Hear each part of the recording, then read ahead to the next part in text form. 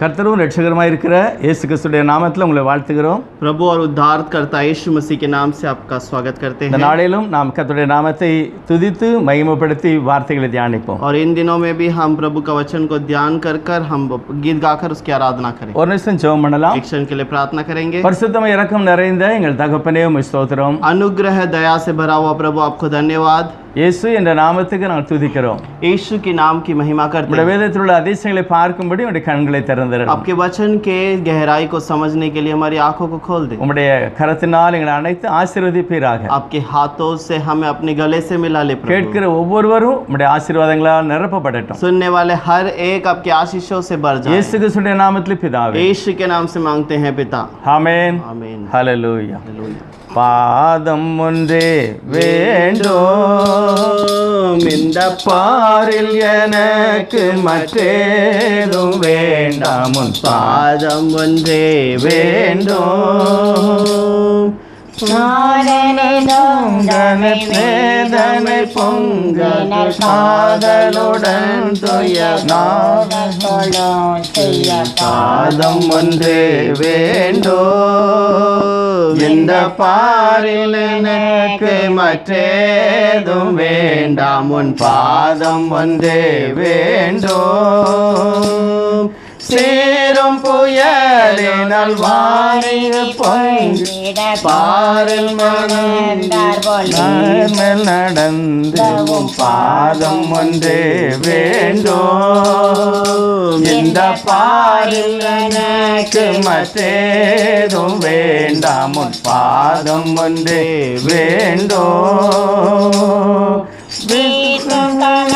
கொண்ட வாசனை தைலத்தை ஆசையுடன் மறிப்பூசி பணிந்த பாதம் ஒன்றே வேண்டும் இந்த பாரில் எனக்கு மற்றேதும் வேண்டாம் உன் பாதம் ஒன்றே வேண்டும் போற்றிடமாற்றையும் ஆக்கினையாவையும் நீக்கிடமே பரன் தூக்கி நடந்திட பாதம் ஒன்றே வேண்டும் இந்த பாரில் எனக்கு மற்றேதும் வேண்டாம் பாதம் ஒன்றே வேண்டும் நான் இல்லத்தோர் உயர்வானில் ஆணி துளைத்திடத்தானே கொடுத்த உன் பாதம் ஒன்றே வேண்டும் இந்த பாரில் எனக்கு மற்றேதும் வேண்டாம் பொற் பாதம் ஒன்றே வேண்டும் பாதம் அடைந்தவர் காதரவால் பிரசாத அருள் இயேசுநாதனை ஒன்றும் உன் பாதம் ஒன்றே வேண்டும் இந்த பாரில் எனக்கு மற்றேதும் வேண்டாம் பாதம் ஒன்றே வேண்டும். हालेलुया शुक्रिया खुदा का जिसने जीवन हमें दिया ओ शुक्रिया खुदा का जिसने जीवन हमें दिया सारे मसीह की हम करें सारे मसीह की हम करें ये हक हमने दिया वो शुक्रिया खुदा का जिसने जीवन हमें दिया वो शुक्रिया खुदा का जिसने जीवन हमें दिया हर चीज उसी से पाई है मसीह की रहम से हर चीज उसी से पाई है मसीह की रहम से मसीह की रहम से हर वक्त जांचने का है मौका हमें दिया हर वक्त जांचने का है मौका हमें दिया। तारीफ मसीह की हम करें, तारीफ मसीह की हम करें, ये हक हमें दिया। वो शुक्रिया खुदा का जिसने जीवन हमें दिया। हो शुक्रिया खुदा का जिसने जीवन हमें दिया। अब तक जो जिंदगी है ये मसीह की रहमत से आए। अब तक जो जिंदगी है ये मसीह की रहमत से आए। मसीह की रहमत से आए। उसकी निगाह हटी नहीं, सब कुछ हमें दिया। उसकी निगाह हटी नहीं, सब कुछ हमें दिया। तारीफ मसीह की हम करें, तारीफ मसीह की हम करें, ये हक हमें दिया।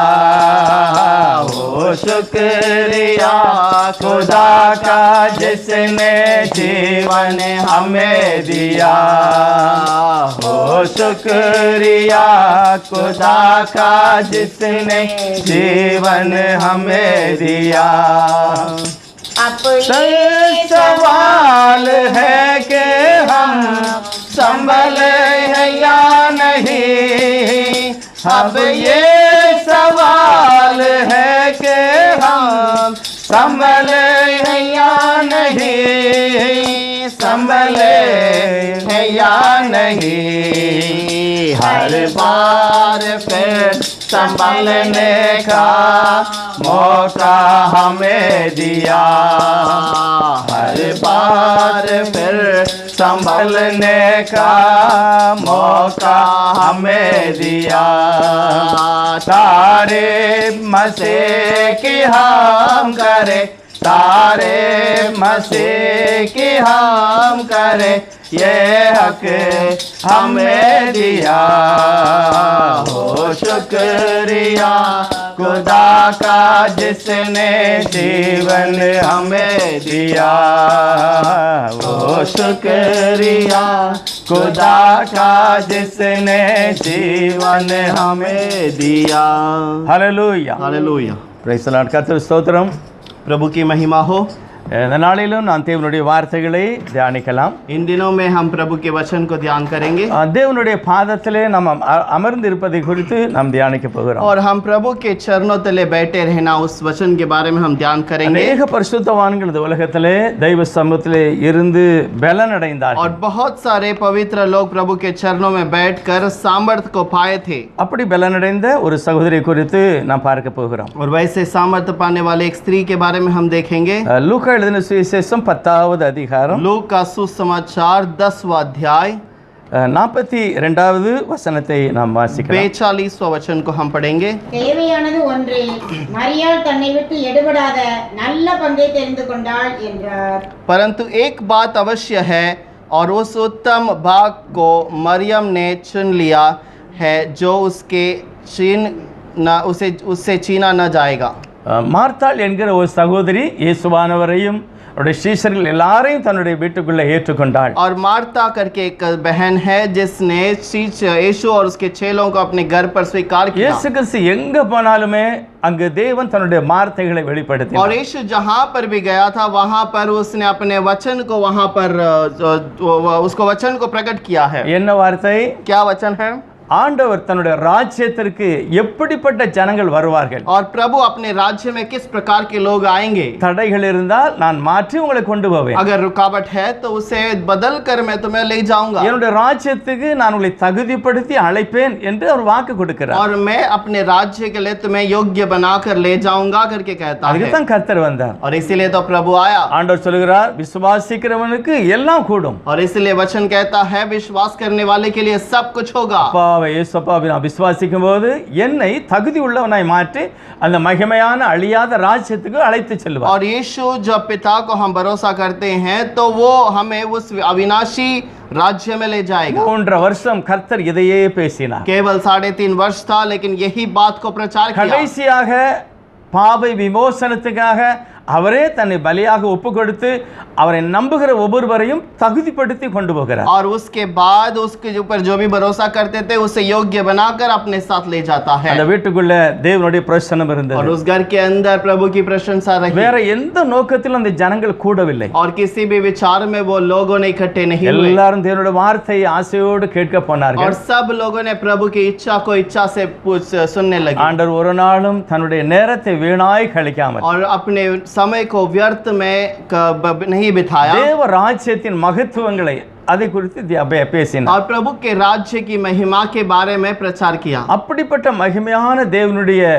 ஊழியத்தை செய்து வந்த தேவன் மனிதனாக அவதரித்த அந்த ஆண்டவர் और वैसे परमेश्वर मनुष्य के रूप में जन्म लेने वाला वो खुदा எதை எதிர்பார்க்காமல் அந்த வீட்டில் சென்று தன்னுடைய வார்த்தை பகிர்ந்து और கொள்கிறார். किसी भी बात का इंतजार नहीं किया, लेकिन अपने वचन को बांटने के लिए उस घर पर प्रवेश किया. ஆனால் ஆண்டவரை நேசித்த அந்த வீட்டார் लेकिन प्रभु से प्रेम करने वाले वो घर के रहने वाले எப்படியாவது இவருக்கு போஜனம் கொடுத்து திருப்தியாக்கி இவரை அனுப்ப வேண்டும் என்று ஆசையோடு வேலை செய்கிறார். और वो इस यीशु को कुछ ना कुछ पेट भरकर कुछ खिलाना है और उसके बाद तृप्त करके भेजना है करके विचार किया. அது மட்டுமல்ல, வந்திருக்கிற எல்லாருக்குமே அவள் ஏதாவது செய்ய मार्ताल வேலை செய்கிறாள். और वो आने वाले हर एक के लिए कुछ ना कुछ करने के लिए मार्ता कार्य करती है. ஆனால் மரியாளோ लेकिन मरियम தன்னுடைய வீட்டுக்கு வந்த தேவனை தன் பாதத்திலே உட்கார்ந்து அந்த விலையேறப்பட்ட வார்த்தைகளை கேட்டு அதை அப்படியே அபியாசப்படுத்துகிறாள். और अपने घर पर आए हुए यीशु को उसे उसके पास बैठकर उसे सुनकर उसको अपने जीवन में लाती है. அதுதான் அவளுடைய இஷ்டமா இருந்தது. और यही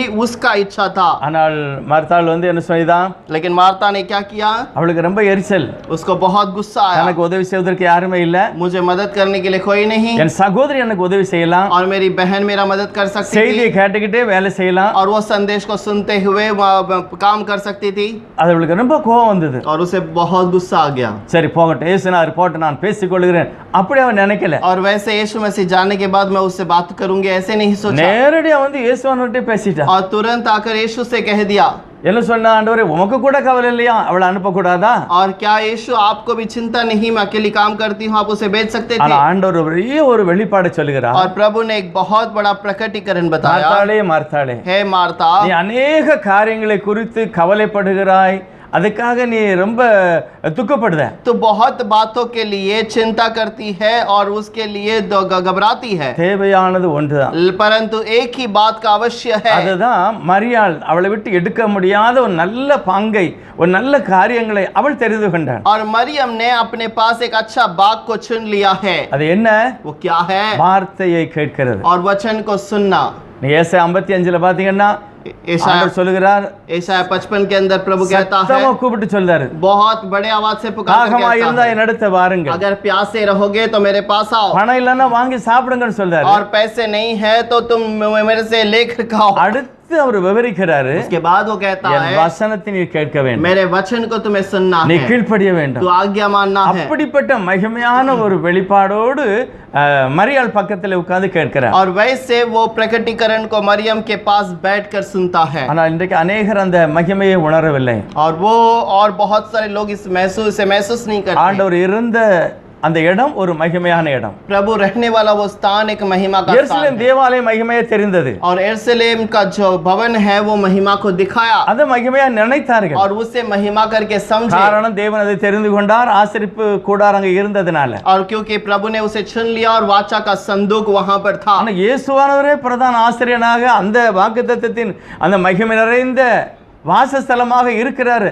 ஆனா ஜனங்களால் புரிந்து கொள்ள और முடியல. यीशु मसीह खुद महायाजक बनकर और वो निवास करने वाला स्थान बनकर उनके पास आया, लेकिन वो नहीं பழைய समझे. ஏற்பாட்டு வேதம் சொல்லுகிறது, पुराने नियम पर कलाम யோசுவா कहता है, எப்பொழுதும் ஆசரிப்பு கூடாரத்தின் வாசல்ல இருந்தார். योशुआ हमेशा उस वाचा के संदूक पे ही बैठा रहता था. மோசஸ் அப்படி இருந்தார். मूसा वैसे ही था. ஆகவே இவர்களெல்லாம் மகிமையானவர்களாக और இருந்தார்கள். इसीलिए ये सारे लोग महिमा से भरे हुए அந்த थे. யோசுவாவை போல और उस योशुआ के இந்த समान மரியாள் ये मरियम உண்மையான ஆசரிப்பு கூடாரமாகிய இயேசு கிறிஸ்துவின் பாதத்திலே அமர்ந்து और விட்டார். सच्चा मूसा यीशु मसीह के सामने उसके पैरों तले बैठ गई அதுதான் உலகத்திலே மேன்மையான ஒரு பாகம். और वही जो मुख्य एक दुनिया में एक मुख्य बात है வசனத்தை கேட்கிறது. वचन को सुनना। நீங்க நிறைய பேர் எதெல்லாமோ கேட்பாங்க, ஆனா வசனத்தை கேட்க आज மாட்டாங்க. बहुत सारे लोग अलग अलग बातों के ऊपर ध्यान देते हैं लेकिन वचन के ऊपर ध्यान नहीं देते, என்னெல்லாமோ பேசுவாங்க, ஆனா ஜெபம் பண்ண और மாட்டாங்க. बहुत सारे बातों को सुनते हैं लेकिन प्रार्थना नहीं करते। தேவையானது ஒண்ணுதான். जो जरूरत है वो एक ही है, இயேசு கிறிஸ்துவின் பாதத்திலே அமர்ந்திருக்கிறது. यीशु मसीह के नाम से उसके पैरों तले बैठे रहना। ஒரு வசன வாசிப்போம், சங்கீதம் 101வது சங்கீதத்துல वचन संहिता 101 में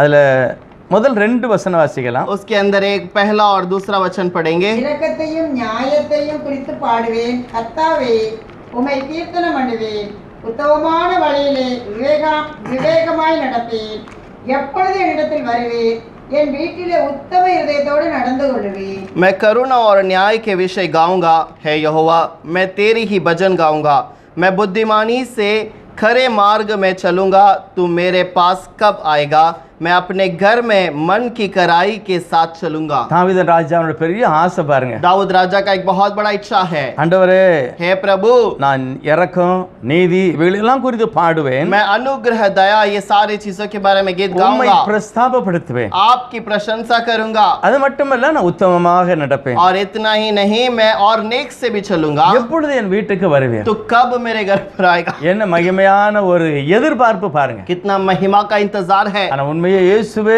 மார்த்தாளுடைய வீட்டில் இருக்கிறார். और लेकिन मार्ता के घर पर यीशु खुद बैठा है, ஆபிரகாம் ஈசாக்கு யாக்கோபு எதிர்பார்த்தவர்கள். और अब्राहम ईसाक याकूब जो इंतजार करते தாவீது थे, ராஜா எதிர்பார்க்கிறார், दाऊद राजा ने इंतजार किया, எப்பொழுது வருவீர். हे प्रभु कब आएगा। நான் அதுக்காக என்னையே நான் ஒப்பு கொடுக்கிறேன். मैं इसी कारण अपने आप को अर्पण करता ஆனா हूँ। கர்த்தருடைய பாதத்துல மரியாள் அமர்ந்திருந்தது போல लेकिन मरियम पैरों तले जैसे यीशु के पैरों तले बैठे இன்றைக்கு थी, நீங்களும் நானும் அப்படி இருந்தால் आज मैं और आप अगर ऐसे बैठे रहे எல்லா காரியத்தையும் கர்த்தர் செய்து முடிப்பார். और सारे बातों को प्रभु पूरा करेगा। அப்படி நிறைய பேர் பலனும் ஆசீர்வாதத்தையும் எடுத்துக்கொண்டார்கள். और वैसे बहुत सारे आशीष और भलाई को पा लिए। தாவீது அடிக்கடி சொல்கிறார், दाऊद बार बार कहता அவர்தான் है, என் கோட்டை, और वो मेरा जो ऊंचा गढ़ है, அவர்தான் எனக்கு பாதுகாப்பு, और वही मेरा सुरक्षा है, அவர் என்னை விட்டு விலகுவதில்லை, और वो मुझसे दूर नहीं होगा, அவர் என் கண்மலை. और वो मेरा चट्टान है। அப்படிப்பட்ட ஒரு மகிமையை அந்த ஆண்டவருடைய சமூகத்திலே அவர் பெற்றுக்கொள்கிறார். और वैसे महिमा को वो प्रभु के पैरों तले पाली। பழைய ஏற்பாட்டுல ஒரு வசனம் இருக்கு பாத்தீங்கன்னா, पुराने नियम पर एक वचन है, அதாவது 2 நாளாகமம் 16:9 எழுதியிருக்கிறது, दूसरे इतिहास के किताब के अंदर 11 अध्याय पर लिखा அவரை है, தேவனை உத்தம இருதயத்தோட தேடுகிற ஜனங்களை, और उससे नेक हृदय से जो प्रभु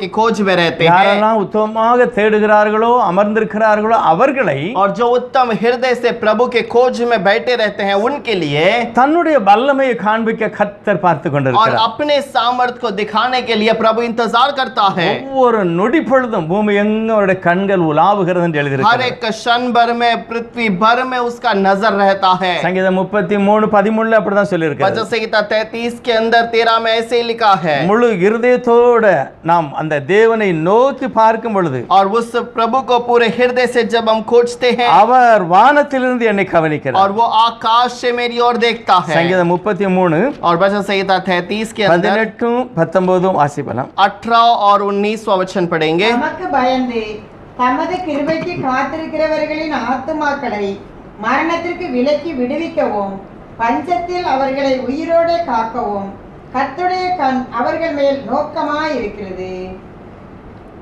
देखो यहोवा की दृष्टि उसके डरवयों पर और उन पर जो उसकी करुणा की आशा रखते हैं बनी रहती है, कि वह उनके प्राण को मृत्यु से बचाए और अकाल के समय उनको जीवित रखें।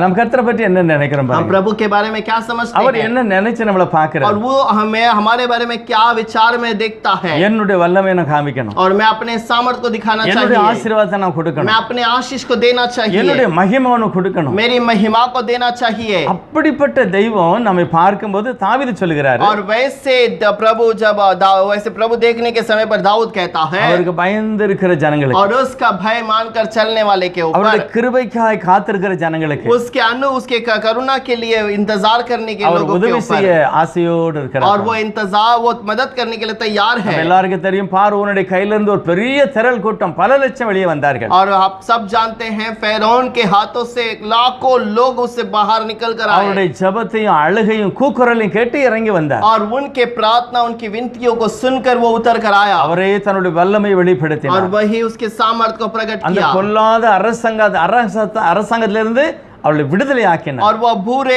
राज्य से उन्हें छुटकारा दिया है யாரும் செய்ய முடியாததை கர்த்தர் செய்தார் और कोई जो नहीं कर सकता है वैसे कार्य को प्रभु ने வெளியே किया கொண்டு है। வந்த பிறகு बाहर लाने के बाद என்னெல்லாம் செய்தாரு क्या क्या किया है? வனாந்தரத்திலே நடத்துகிறார் जंगल पर चलाया, தடை செய்யப்பட்ட சமுத்திரத்தை இரண்டாக பிளந்து ஜனங்களை நடத்துகிறார் रुकावट लाने वाले समुद्र को दो भाग करके उसके बीच में से चलाया எல்லாருக்கும் ஒரே சாப்பாடு और सबके लिए एक ही प्रकार का भोजन எல்லாருக்கும் ஒரே தண்ணீர் और सबके लिए एक ही प्रकार का पानी எல்லாருக்கும் ஒரே அன்பு और सबके लिए एक प्रकार का प्यार அப்படிப்பட்ட மகிமை கொடுத்தார் और वैसे महिमा की बात को ஆனா दिया 1 है। கொரிந்தியர் 10வது அதிகாரத்துல 4-5 சொல்லுகிறது पहला कोरिन्थियों का 10वां अध्याय के अंदर 4 और 5वां वचन पर இப்படி लिखा எல்லாம் है அவர் செய்திருந்தாலும் ऐसे सब कुछ वो करने के बावजूद அநேகருக்கு மேல தேவன் பிரியமா இல்ல बहुतों के ऊपर प्रभु प्रेम नहीं किया। எதனால किस लिए? அவருடைய வார்த்தையை அவர் நம்பவில்லை क्योंकि उसके वचन को उन्होंने भरोसा न किया அவருடைய பாதத்தில் அமர்ந்திருக்க அவர் தீர்மானிக்கவில்லை और वो उसके पैरों तले बैठे रहने का इच्छा न किया।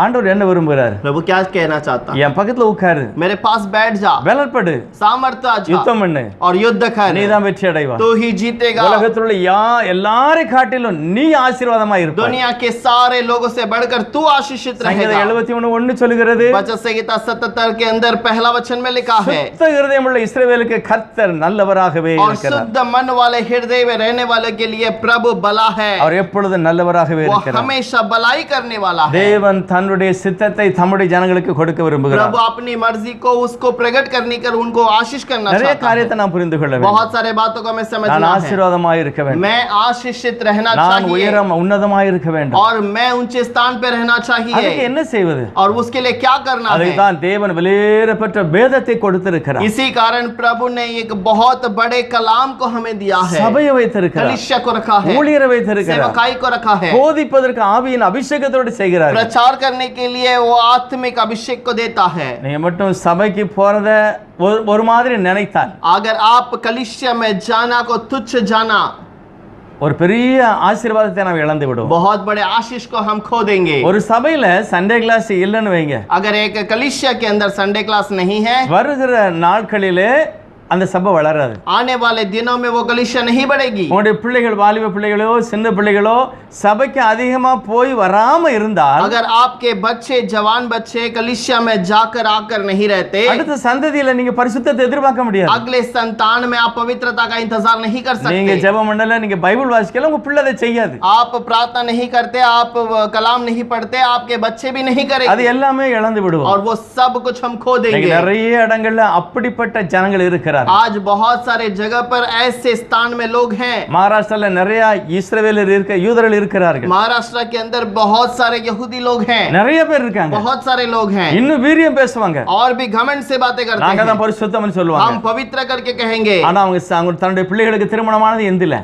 लेकिन उनका जो बच्चे शादी किए हैं वो दूसरे हिंदू परिवार में, எல்லாத்தையும் செய்வாங்க वो सब कुछ करेंगे, ஆனா சொல்லுவானா ஒரு இஸ்ரவேலர் लेकिन सब करने के बाद कहते हैं मैं इजरायली हूँ। எப்படி இருக்க முடியும் பாருங்க ये कैसे रह सकते हो? தேவனுடைய சாபத்துக்குள்ள தள்ளப்படுகிறார்கள் और प्रभु के श्राप के अंदर ढकेल दिए जाओगे அவருடைய பிள்ளைகளுக்கு தெய்வத்தை பற்றி ஒண்ணுமே தெரியாது और उनके बच्चों को प्रभु के बारे में कुछ नहीं पता। ஆகவே மரியாள் और इसलिए मरियम தெய்வ சமூகத்தில் அமர்ந்திருந்தாள் प्रभु के समूह में इंतजार की அவளுடைய வாழ்க்கையில எடுக்க முடியாத ஒரு நல்ல பரிசுத்த கிருபைகளை இடத்தை அவள் தெரிந்து கொண்டாள் और वो प्रभु से एक अच्छे से बाग को ले लिया जो उसे छीना नहीं जा பைபிளிலே सकता। ஒரு மகிமையான ஒரு மனிதன் ஏனோக் और बाइबल में महिमा का बात एक मनुष्य है, वो है हनोक। 300 வருஷம் தேவனோடு சஞ்சரித்தான் 300 वर्ष तक प्रभु के साथ रहा। எப்படி முடியும் பாருங்க ये कैसे हो सकता है? தேவனோடு வாழுகிற ஒரு வாழ்க்கை प्रभु के साथ जीवन बिताने वाला இன்னைக்கு एक உலகத்துல जीवन। நிறைய காரியங்களை கர்த்தர் செய்கிறார் आज दुनिया में बहुत सारे बातों को हम प्रभु करता है। ஒரு சபையை கொடுத்து இந்த சபையில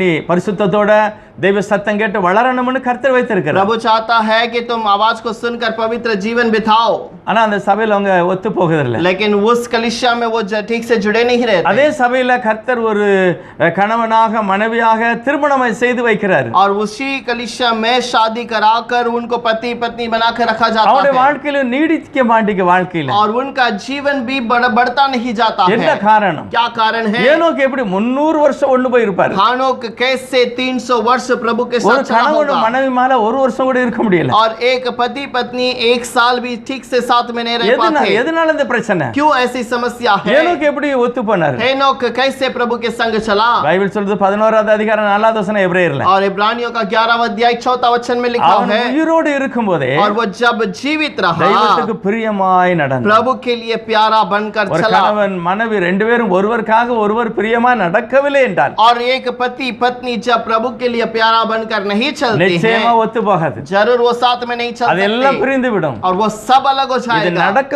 கூடாது என்பதற்காக और ये नहीं होना चाहिए, इसीलिए தேவ பிரசன்னத்தை நீ விடவே கூடாது. प्रभु की प्रशंसा को तुम्हें नहीं छोड़ना அவர் है। உன்னோடு இருந்தால் எல்லாம் உன்னோடு இருக்கும். वो अगर तुम्हारे संग है तो सब कुछ तुम्हारे संग रहेगा। 300 வருஷம் 300 वर्ष 300 வருஷம் 300 वर्ष தேவனோடு प्रभु के நடக்கிற साथ ஒரு மனுஷன் ஏனோக்கு. और प्रभु के संग चलने वाला एक व्यक्ति है ஆமோஸ் हानोक। தீர்க்கதரிசியின் புத்தகம் 3வது அதிகாரம் 3வது வசனம் சொல்லுகிறது. आमोस भविष्यद्वक्ता का किताब 3रा अध्याय का 3रा वचन पर लिखा है, ரெண்டு பேர் ஒருமனப்பட்டாலே எப்படி ஒத்து போக முடியும்? और दो लोग जब तक एक मन नहीं होते तब तक वो साथ में कैसे चलेंगे? அப்ப என்ன சொல்ல वो விரும்புகிறார்? क्या कहना चाहता है? ரெண்டு பேர் ஒருமனதா இருக்கணும். दोनों एक मन के होने ஒருமனதா चाहिए। எப்படி இருக்க முடியும்? एक मन के कैसे हो सकते हैं? எசேக்கியேல் 1வது அதிகாரத்துல இருந்து एजेकियल का पहला अध्याय से ஒரு 6 அதிகாரம் நீங்க பாத்தீங்கன்னா अगर पहला 6 अध्याय तक अगर देखते हैं, தேவன் தன்னுடைய பிரசன்னத்தையும் தன்னுடைய மகிமை வெளிப்படுத்துகிறார். प्रभु अपनी महिमा अपनी प्रशंसा को प्रकट करता है। எசேக்கியேல் 1:28 சொல்லுகிறது, एजेकियल 1:28 कहता है, தேவன் தன்னுடைய மகிமையான ஒரு சாயலை வெளிப்படுத்துகிறார். प्रभु अपनी महिमा का एक छाया को प्रकट அவர் करता है, ஒரு பெரிய ரதத்திலே பிரயாணப்படுகிறார். और वो एक रथ में यात्रा करता है, ஒரு மேகத்திலே एक मेघ के அது ऊपर, சக்கரங்களுக்குள்ளே சக்கரம் இருந்தது. और उसके जो चरखा के अंदर चरखा था, என்ன எழுதி தெரியுமா? और उस पे क्या लिखा है? ஆவி எங்க போக வேண்டும் என்று தீர்மானித்ததோ அங்கேயே அது சென்றது. आत्मा जहां ले जाने के लिए निर्णय करता है वहीं वो ले जाता है। அப்படி முடியுதா ஒரு கணவன் மனைவிக்கும்? क्या वैसे होता है एक पति और पत्नी के बीच में? அந்த ஆவி ஒரு மனம் இருந்தா தான் அப்படி முடியும். वो आत्मा एक मन रहेगा तो ही होगा। அந்த ஆவி தான் இயேசுவானவர். वो आत्मा यीशु मसीह है। மரியாள் मरियम தன்னை விட்டு எடுக்கப்பட முடியாத अपने से नहीं निकाल जाने वाला, அப்படிப்பட்ட ஒரு பிரசன்னத்தை தேவ ஆவியை அவள் பெற்றுக்கொண்டாள். वैसी एक प्रशंसा को प्रभु की महिमा को उसने पाया था। பைபிள் சொல்கிறது ஆதியாகமம் 17வது அதிகாரம் उत्पत्ति का 17वां अध्याय 26 27 வாசிக்கலாம். उसके अंदर 26 और 27 वचन पढ़ेंगे। ஒரே நாளில் ஆபிரகாமும் அவன் குமாரன் இஸ்மவேலும் விருத்தசேதனம் பண்ணப்பட்டார்கள். வீட்டில் பிறந்தவர்களும் அந்நியரிடத்தில் பணத்துக்கு கொல்லப்பட்டவர்களுமாகிய அவன் வீட்டு மனுஷர்கள் எல்லாரும் அவனோட கூட விருத்தசேதனம் பண்ணப்பட்டார்கள். अब्राहम और उसके पुत्र इस्माइल दोनों का खतना एक ही दिन हुआ, और उसके घर में जितने पुरुष थे जो घर में उत्पन्न हुआ था, जो परदेशियों के हाथ से मोल ले गए थे, सबका खतना उसके साथ ही हुआ। ஆபிரகாம் என்ன சொல்ல விரும்புகிறார்? अब्राहम क्या कहना चाहता நான் ஒரு है? தேவனோடு உலாவுகிற மனுஷன். मैं प्रभु के संग चलने वाला व्यक्ति எங்க हूं, போய் குடி இருந்தாலும் நாங்க குடும்ப ஜெபம் பண்ணுவோம். और हम कहीं पर भी जाएंगे तो परिवार के साथ प्रार्थना करेंगे। ஆபிரகாம் சொல்கிறார் இப்படி. अब्राहम ऐसे कहता है, இத பார்த்த என் வீட்ல இருந்த வேலைக்காரர்கள் और इसे देखने वाला मेरा घर के अंदर का नौकर, ஆயிரக்கணக்கான பேர் இருந்தாங்க. हजारों लोग थे, ஏன்னா வேலை செய்கிறவங்க இருக்காங்க. और काम करने वाले हैं, அந்த காலத்துல விலை கொடுத்து வாங்கப்பட்டுள்ள और இருக்கிறார்கள். मोल लेकर नौकर कर काम करने के लिए खरीदे गए लोग भी அவங்களே हैं, திருமணமாகி குழந்தை பெட்டிகளோடு இருக்காங்க. பல ஆயிரம் அவங்க வீட்ல இருக்கு. और वो भी शादी कर वहां पर बैठे हुए वो भी लाखों लोग हैं। ஆனால் ஆபிரகாம் 12வது அதிகாரத்துல கர்த்தருடைய சத்தம் கேட்டு வந்த பிறகு लेकिन अब्राहम जब 12 अध्याय में अपने घर छोड़कर वहां पर प्रभु के पीछे चला, 16வது அதிகாரத்தை சொல்ல உடன்படிக்கை சொல்லுகிறார். 16वां अध्याय में कुछ निर्णय प्रभु उसके साथ शपथ करता 17ல है, சாட்சி சொல்லுகிறார். 17वें अध्याय के अंदर गवाही देता நான் है, தேவ பாதத்துல இருந்ததனால और मैं प्रभु के संग बैठा था, इसीलिए நான் மட்டுமல்ல केवल मैं என் வீட்ல नहीं, உள்ள எல்லாரும் அபிஷேகம் मेरे பெற்றார்கள். घर के अंदर के सब लोग अभिषेक पाए। ஆபிரகாம் சொல்லுகிறார் உடன்படிக்கையில அதை ஃபாலோ பண்ணுகிறார். अब्राहम कहता है कि वो उस वाचा के साथ में उन्होंने वाचा बांधी புதிய है। है। ஏற்பாடுல எப்படி பேப்டிசம் உடன்படிக்கையோ அதே போல பழைய ஏற்பாடுல விருத்தசேதன உடன்படிக்கை पुराने नियम नए नियम के अंदर जैसे बपतिस्मा एक व्यवस्था वाचा बांधा गया, उसी प्रकार पुराने नियम में खतना जो है एक व्यवस्था थी முழுவதும் பரிசுத்த குடும்பம். और वो उन सब के लिए पवित्र परिवार இந்த बनाया குடும்பத்தை பார்க்க கர்த்தர் இறங்கி और வருகிறார். इस परिवार को देखने के लिए प्रभु उतर कर आया। ஆபிரகாம் ஓடி கூப்பிட்டாரு. अब्राहम दौड़कर बुलाया எல்லாருக்கும் வந்த 2 தூதர்கள் கர்த்தர் எல்லாரும் சாப்பிட்டாங்க. और आए हुए 2 स्वर्गदूत और प्रभु सब लोगों ने भोजन किया। இதை குறித்து யோவான்ல சொல்லும்போது கர்த்தர் சொல்கிறார், ஆபிரகாம் என்னுடைய நாளை காண வாஞ்சித்தான், கண்டான், களி கூர்ந்தான். और इसके बारे में यीशु कहता है यूहन्ना की किताब में कि अब्राहम ने मेरे दिन को देखने का इच्छा किया, उसने देखा, आनंदित भी हुआ। 13வது அதிகாரம் மத்தேயுல சொல்லி இருக்கிறது. मत्ती के 13वां अध्याय पे कहता है 10ல எல்லாம் சொல்லுது, 11 13ல சொல்லுது, என்னை பார்க்க நிறைய தீர்க்கதரிசிகள் விரும்பினார்கள். और 10वें अध्याय पर कहते हैं क्या लिखा है 13 13वां अध्याय के अंदर 10 में कहता है कि बहुत सारे पवित्र लोग और जो भविष्यवक्ता मुझे देखने का इच्छा किया। இயேசு கிறிஸ்து வசனத்தை கேட்கிற ஜனங்களை பார்த்து और சொல்கிறார், यीशु मसीह के वचन को सुनने वाले लोगों को देखकर कहता நீங்க है பாக்கியவான். तुम धन्य हो।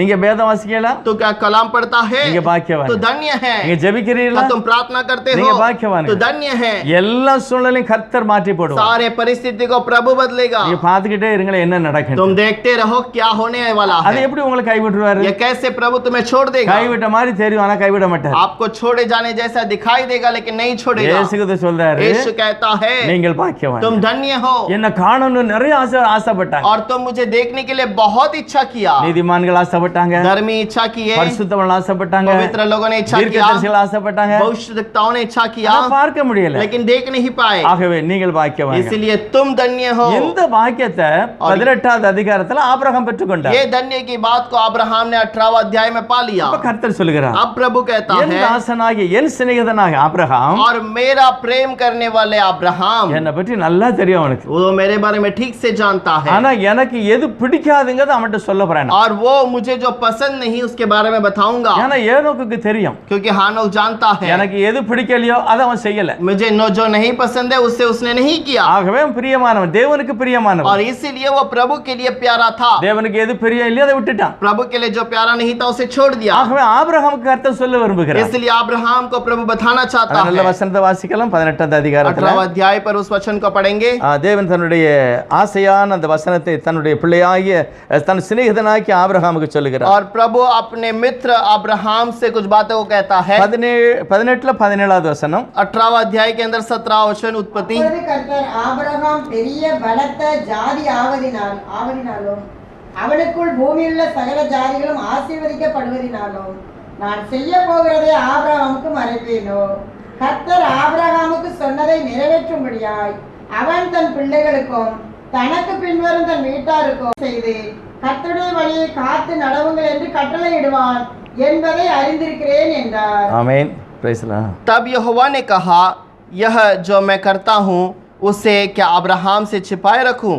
अब्राहम से तो निश्चय एक बड़ी और सामर्थ जाति उपजेगी और पृथ्वी की सारी जातियाँ उसके द्वारा आशीषित पाएगी, क्योंकि मैं जानता हूँ कि वह अपने पुत्रों और परिवार को और उसके पीछे रह जाएंगे आज्ञा देगा कि वे यहोवा के मार्ग में अटल बने रहे और धर्म और न्याय करते हैं, ताकि जो कुछ यहोवा ने अब्राहम के विषय में कहा है उसे पूरा करें। இந்த வசனத்தை நம்ம தியானிச்சோம் அப்படின்னா इस वचन को अगर ध्यान करें, என்ன எழுதிருக்கு? इस पर क्या लिखा है? ஆபிரகாம் என்ன செய்வாரா? अब्राहम क्या करेगा? அவனுக்கு குழந்தை பிறக்கல. उसे कोई बच्चा जन्म ना हुआ। ஆண்டவர் சொல்கிறாரு, प्रभु कहता है இவன் குழந்தையை கொடுத்தா ये बच्चा अगर देता है இவன் குடும்பமா சபைக்கு போவோம். ये पूरा परिवार के साथ कलीसिया में போயிட்டு जाएगा வந்தவொடனே சொல்லுவான், और जाकर आने के बाद कहेगा, ஊழியக்காரர் என்ன பிரசங்கம் பண்ணார் சொல்லுப்பா प्रचारक ने क्या प्रचार किया बता। அப்படின்னு தன்னுடைய பையன்கிட்ட கேட்பான். वैसे अपने बच्चे से पूछेगा। ரெண்டாவது என்ன செய்தி கேட்டானோ அதுல தேவனுக்கு பிரியமானதை எடுத்துக்கொள்வான், தவறாதை விட்டுருவான். और वो जो संदेश सुना है उस पे भलाई, प्रभु के भलाई के बातों को ले लेगा, गलत बातों को छोड़ देगा। தேவன் எதை விரும்பலையோ அதை தன்னுடைய பிள்ளைகளுக்கு சொல்லி கொடுப்பான். और प्रभु जो नहीं चाहता है वो अपने बच्चों को सिखाएगा। இவன் பைபிள் வாசிக்க சொல்லுவான், ये बाइबल पढ़ने के लिए सिखाएगा, ஜெபிக்க சொல்லுவான், प्रार्थना करने के लिए सिखाएगा மனப்பாடம் படிக்க சொல்லுவான். और अपने मन पाठ करने के लिए அதனால कहेगा। என்னுடைய ஆசை நான் சொல்லுவேன் इसीलिए मेरे बात को मैं बताऊं, அப்படின்னு சொல்லுவதற்காக வேண்டி वैसे कहने के लिए தன் சிநேகிதனான ஆபிரகாம் நிறுத்தி और अपने प्रिय अब्राहम अब्राहम को खड़ा அந்த किया ரெண்டு தேவதூதர்களையும் சோதோமுக்கு அனுப்பிட்டாரு. और वो दोनों जो स्वर्गदूत हैं उन्हें सोदोम में बेच दिया। அப்படிதான் எழுதி இருக்கிறது. वहां पर वैसे ही लिखा 22வது है வசனம் சொல்லுது கர்த்தரு ஆபிரகாமுக்கு முன்பாக நிற்கிறார். और 22वां वचन में लिखा है कि यहोवा प्रभु उसके साथ खड़ा நாளைக்கு रहा। என்ன நடக்க போகுதுன்னு ஆபிரகாமுக்கு தெரியாது. अब कल क्या होगा यह अब्राहम नहीं जानता। சோதோம் சுட்டரிக்கப்பட போகிறது. सोदोम नाश किया जाएगा அங்க பாவத்தின் உச்சநிலை और அடைந்திருக்கிறது. वो पाप के ऊंचे स्थान पर पहुंच गया है। இப்ப ஆபிரகாம்கிட்ட கர்த்தர் अब சொல்றாரு, अब्राहम से प्रभु कहता இந்த है பட்டணத்தோட பாவம் மேல வந்திருக்கு, और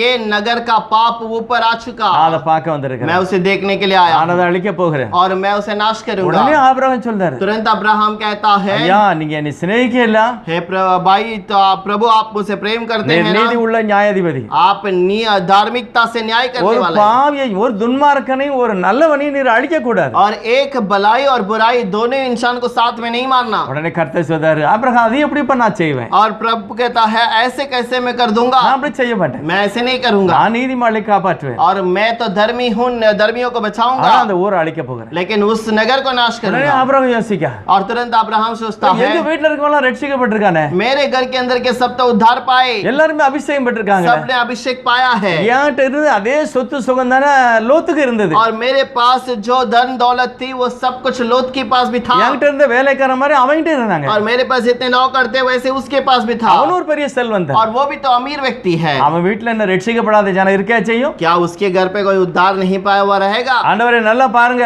हे प्रभु ठीक से देख, அந்த கிராமத்துல எங்க அண்ணன் பையன் இருக்கான், उस नगर के अंदर मेरा भाई का लड़का है, கண்டிப்பா 50 பேர் ஞானஸ்தானம் எடுத்து ரட்சிக்கப்பட்டிருப்பான். गरीब कम से कम 50 लोग वहां पर उद्धार पाकर நீங்க கொஞ்சம் பார்த்து बपतिस्मा ले செய்யுங்க. रहेंगे। அப்படி 50 பேர்லாம் வச்சுக்கிட்டு அந்த துன்மார்க்கனோட அழிக்க கூடாது. और वैसे 50 लोगों को रखकर वो अधर्म लोगों को साथ में इन्हें भी न मार दे। ஆண்டவர் சிநேகிதனை போல பேசுகிறார். प्रभु मित्र के समान बातें இங்க करता है। பாருப்பா 50 பேர் இருந்தா நிச்சயமா நான் அழிக்க மாட்டேன். प्रभु कहता है अगर 50 लोग रहेंगे तो जरूर मैं नाश नहीं சரி, தயவு करूंगा। செய்து கோவப்படக்கூடாது, ஒரு வார்த்தை பேசுகிறேன். हे प्रभु क्रोध न करना, मैं एक बार फिर बोलता हूँ। சரி 50ல 5 பேர் குறைஞ்சா 45 பேர், அப்பவும் கோவம் வருமா? और ठीक है अब उस 50 में 5 और कम कर ले, 45 में भी आपको क्रोध आता है। கர்த்தர் சொல்றா, இல்லப்பா 5 பேர் குறைஞ்சா நான் செய்ய மாட்டேன். और प्रभु कहता है नहीं 5 कम हो तो भी वे वहां पर क्रोध न சரி, करो। நீர் என்னுடைய சிநேகிதர் போல என்கிட்ட பேசினீரு, பிரபு. தயவு செய்து கோவம் வரக்கூடாது, ஒரு வார்த்தை சொல்லுகிறேன். हे प्रभु आप मेरा मित्र के समान बातें करते हैं, फिर से मैं एक बात कहना चाहूंगा। 40 பேர் இருந்தா 40 रहे तो கண்டிப்பா நான் அழிக்க மாட்டேன். जरूर मैं नाश नहीं करूंगा। அப்போ இவர் யோசிக்கிறாரு, அப்ப எங்க அண்ணன் பையன் லோத்து வீட்டுல 40 பேர் இல்லையா? अब लोत समझता है कि मेरे भाई के बच्चे के घर पे क्या 40 लोग भी उद्धार नहीं पाए? குடும்ப ஜெபம் பண்ண மாட்டானா? क्या परिवार के साथ प्रार्थना नहीं பலி करता? செலுத்த மாட்டானா? क्या बलिदान नहीं चढ़ाता? சரி ஆண்டவர் 30 பேர்யா. और प्रभु ठीक है कोई 30 होते हैं तो ஆண்டவர் சொன்னாரு 30 பேர் இல்லப்பா. प्रभु कहता है 30 भी होगा तो नहीं मारूंगा। இப்ப ரொம்ப அவனுக்கு தொல்லை ஆயிட்டு, ரொம்ப கஷ்டமாயிட்டு. अब उससे बहुत दुख हुआ, बहुत तकलीफ हुआ। ஐயா தயவு செய்து ஒரே ஒரு முறை பேசிக்கொள்கிறேன். हे प्रभु मैं एक बार फिर से बात करता 10 हूँ। பேர் இருப்பாங்க ஐயா, 10 लोग तो அந்த रहेंगे 10 பேருக்காக வேண்டி நீர் இந்த பட்டணத்தை காப்பாற்ற और வேண்டும். उस 10 लोगों के लिए आप उस नगर को जब संभालिए। கர்த்தர் சொன்னார் 10 பேரே இல்ல. प्रभु कहता है 10 भी नहीं है। எவ்வளவு ஒரு மோசமான சூழ்நிலை. कैसा एक तकलीफ का समय। தேவனுடைய பாதத்தை விரும்பாத ஒரு சந்ததி, प्रभु के समूह को नहीं जानने वाले लोग, சபை இல்லாத இடத்துல குடியிருக்கிற ஒரு சந்ததி, और जहाँ पर कलीसिया नहीं है वहां पर रहने वाले लोग, தேவனோடு சஞ்சரியாத ஒரு குடும்பம். और प्रभु के साथ में नहीं जुड़ने वाला परिवार। ஆண்டவர் பிரசங்கத்திலே சொல்லி இருக்கிறார், प्रभु ने अपने प्रचार में भी कहा லோத் है மனைவியை நினைச்சுக்க, लौत के पत्नी को याद रख, எச்சரிக்கையா இரு, वो या स्मरण कर, அவ கூட சரி கிடையாது, वो भी सही नहीं थी। அவ மட்டும் உத்தம தான் பிள்ளைகள் எல்லாம் கூட வந்திருப்பாங்க. अगर वो सही रहती तो उसके बच्चे भी आ गए होते, அவளும் சரியில்லாதனால பிள்ளைகளுடைய வாழ்க்கை நாசமா போச்சு. और वो सही नहीं थी इसलिए उनका परिवार नाश की ओर चला பேதுரு गया। சொல்கிறார், ஒரே ஒரு நீதிமான் லோத் மட்டும்தான். और वहां पर लिखा है एक ही धर्मी व्यक्ति था लोत। இதுக்கு என்ன காரணம் பாருங்க. इसका कारण क्या சபை है? இல்லாத இடத்துல குடியிருந்தா, सब जहाँ पर कलीसिया नहीं वहां पर अगर इकट्ठा रहोगे, எல்லாம் எனக்கு தெரியும்னு சபைக்கே போகாம இருந்தா, और सब मुझे पता है मैं कलीसिया में नहीं जाऊंगा करके बैठे வேதத்தை रहोगे, தொடாம இருந்தா, कलाम को हाथ नहीं लगाओगे, ஜெபம் பண்ணாம இருந்தா, बिना प्रार्थना का இயேசு रहोगे, கிறிஸ்துவின் பாதத்துல இருக்காம இருந்தா, यीशु मसीह के पैरों तले नहीं बैठोगे। லோத்துக்கு நேரிட்டது அவனுக்கு மட்டும் இல்ல, அவனுடைய பிள்ளைகளுக்கும் நேரிட்டது. और लोत के जीवन में जो हुआ वो उसके बच्चों के जीवन में भी ले அந்த आया, சந்ததி முழுவதும் சபிக்கப்பட்டது. और वो पूरा संतान श्राप किया गया। யாத்ராம் 23:3 சொல்லுகிறது, और निर्गमन 30 से 33 के अंदर 3 कहता அந்த है, சந்ததி அழிக்கப்படுவது, और वो पूरा संतान नाश किया जाए, பரிசுத்த ஸ்தலத்துக்கு வரவே கூடாது. वो पवित्र स्थान में आएगा ही नहीं। இந்த வேளையில் நான் தேவ சமூகத்திலே நம்மளை ஒப்பு கொடுக்க इस வேண்டும். समय पर पवित्र प्रभु के चरणों पैरों तले अर्पण லூக்கா करना है। 16வது அதிகாரம் 27வது வசனத்துல लोक 16वां अध्याय 27वें वचन के अंदर ஒரு வசனம் வாசிப்போம். एक वचन को हम पढ़ेंगे। லூக்கா 16:27. लोक 16वां अध्याय 27वां वचन। அப்பொழுது அவன், அப்படியானால் தகப்பனே, எனக்கு 5 பேர் சகோதரர் உண்டு. அவர்களும் வேதனையுள்ள இந்த இடத்துக்கு வராதபடி அவன் போய் அவர்களுக்கு சாட்சியாக அறிவிக்கும் பொருட்டு. उसने कहा, तो हे पिता, मैं तुझे विनती करता हूँ कि तू उसे मेरे पिता के घर भेज, क्योंकि मेरे 5 भाई हैं। वह उनके सामने इन बातों की गवाही दे, ऐसा ना हो कि वे भी इस पीढ़ी की जगह में आए। இந்த வசனத்தை வாசிக்கும் போது ஒரு மிஷனரி தரிசனம் உள்ள ஒரு மனுஷன் மாதிரி தெரியுதுல்ல? अब इस वचन को पढ़ने के समय पर मिशनरी दर्शन दिखाई देता है। ஆத்ம பாரம் உள்ள மாதிரி தெரியுதுல்ல? क्या आत्मा का बोझ रखने वाले समान दिखाई देते हैं? ஒன்றுமில்லை, முட்டாளை போல இருக்கிறான். और वो वैसा नहीं, एक मूर्ख के समान बैठा है। சபைக்கு போகல, कलीसिया में नहीं गया, குடும்பத்தை ரட்சிக்கல, परिवार का उद्धार नहीं வார்த்தைக்கு किया, கீழ்ப்படியல. वचन का पालन नहीं किया। பைபிள் சொல்லுகிறது, और बाइबल कहता है, உபாகமத்துல கர்த்தர் சொல்லுகிறார், व्यवस्था विवरण में प्रभु कहता है, எளியவன் உன்னுடைய குடும்பத்தில் இருக்க கூடாது. और एक नम्र दीन लोग तेरे परिवार में नहीं होने चाहिए, கஷ்டப்பட்டவன் தரித்திரன் சபையில் இருக்க கூடாது. और कष्ट में रहने वाले तेरे कलीसिया में नहीं रहने चाहिए। தரித்திரன் வருவான், और वो आएंगे, அவனை நீ தூக்கி விடணும். और वो आने के बाद उसे उठाकर छोड़ना है। இதெல்லாம் நீ நிராகரப்படுத்தி, और ये सब को तूने इनकार कर दिया। இப்ப நரகத்துல போயிட்டான். अब वो नरक की ओर चला गया। இப்ப ஜெபம் பண்ணுதான், अब प्रार्थना करता है, ஐயா அந்த 5 பேர் இங்க வந்துட கூடாது. वो 5 लोग यहाँ नहीं आना அவன் चाहिए இங்க தான் प्रभु। வருவான். वो यहीं पर आएगा। அவன் கோயிலுக்கு போக மாட்டான், वो कलीसिया में नहीं அவன் பைபிள் வாசிக்க जाएगा, மாட்டான், वो बाइबल नहीं पढ़ेगा, தன்னுடைய பிள்ளைகளை பரிசுத்தமா நடத்த மாட்டான், अपने बच्चों को पवित्र नहीं चलाएगा, ஏழைக்கு இறங்கவே மாட்டான். और कोई दीन लोगों के लिए तरस न தயவு खाएगा। செய்து லாசர் எங்க வீட்டுக்கு அனுப்புங்க, लाजरस को मेरे घर पर भेज दो। எனக்கு தண்ணி கொடுக்கட்டாலும் பரவாயில்லை, मुझे पानी नहीं मिला तो भी நான் कोई बात அப்படியே नहीं, வேதனைப்படுகிறேன். मैं इससे तकलीफ सह लूंगा। என் உடன்பிறப்புகள் யாருமே இங்க வரக்கூடாது. मेरे साथ में जन्मे हुए कोई यहाँ ना आए। ஆத்ம பாரம் உள்ள ஒரு ஜெபம்,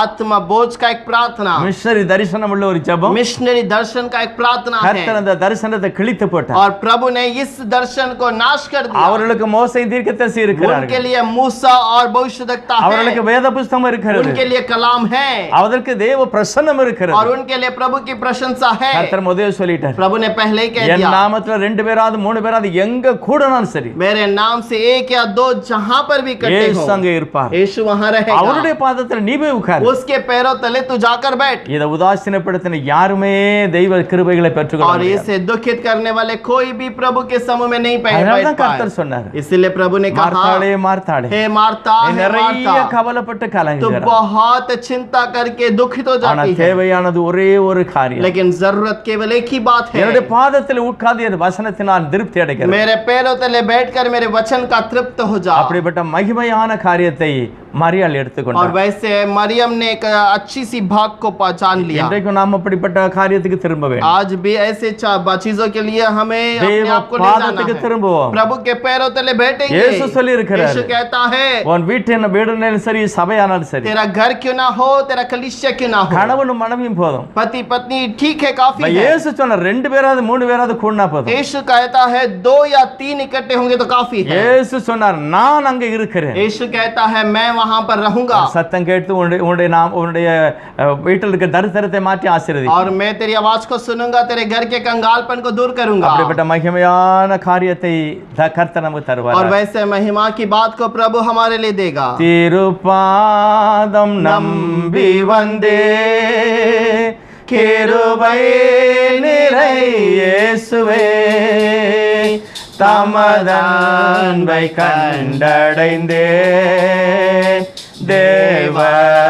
சமூகத்திலே, தமதன்பை கண்டடைந்தே தேவ சமூகத்திலே, சத்துரு தலை கவிழ்ந்தோட நித்தமும் கிரியை செய்திடும், சத்துரு தலை கவிழ்ந்தோட நித்தமும் கிரியை செய்திடும், என்னை தேற்றிடும் அடையாளம் இயேசுவே என்று காட்டிடுமே என்னை தேற்றிடும் அடையாளம் இயேசுவே என்னை காட்டிடுமே திருப்பாதம் நம்பி வந்தேன் கிருபை நிறை இயேசுவே தமதன்பை கண்டடைந்தேன் தேவ சமூகத்திலே தமதன்பை கண்டடைந்தேன் தேவ சமூகத்திலே நம்ம ஒப்பு கொடுப்போமா கர்த்தருக்கு? क्या हम प्रभु के पास अर्पण करें மரியாளை போல, मरियम के समान யோசுவாவை போல, योशुआ के தெய்வ समान சமூகத்துல காத்திருந்த ஆபிரகாமை போல प्रभु के समूह में इंतजार करने वाले अब्राहम के இழந்ததெல்லாம் நான் समान திரும்ப பெற்றுக்கொள்ளும்படியா जो भी खो गए हम वापस पाने के लिए கர்த்தர் உங்களுக்கு திரும்ப தருவார். प्रभु हमें वापस लौटाएगा பலவீனத்தை மாற்றுவார். कमजोर को அவருடைய निकालेगा பாதத்திலே போகும்போது எல்லாம் மாறி போகும். उसके पैरों तले बैठने के समय पर सब உன் बदलेगा படுக்கை கர்த்தர் மாற்றி போடுவார். तेरे बिस्तर को प्रभु बदलेगा உன் எதிரிகளை ஏழு வழியாய் ஓடச் செய்வார். तेरे शत्रुओं को 7 रास्तों में भगा देगा அவருடைய பாதத்திலே உட்கார்ந்து அவருடைய பலத்தை பெற்றுக்கொள்ளும். उसके पैरों तले बैठकर उसके सामर्थ्य को பரிசுத்தமுள்ள पालेंगे தெய்வத்தினுடைய ஆசீர்வாதத்தினால் நிரப்பும் தகப்பனே. पवित्र प्रभु के आशीष से भर दीजिए உம்மை प्रभु நம்புகிற பிள்ளைகள் ஒரு நாள் வெட்கப்படாமல் आपके பாதுகாத்துக் ऊपर भरोसा करने वाले कभी शर्मिंदा ना हो இயேசுவினுடைய நாமத்தில் பிதாவே. यीशु मसीह के नाम से मांगते हैं पिता ஆமென். சரி, அதை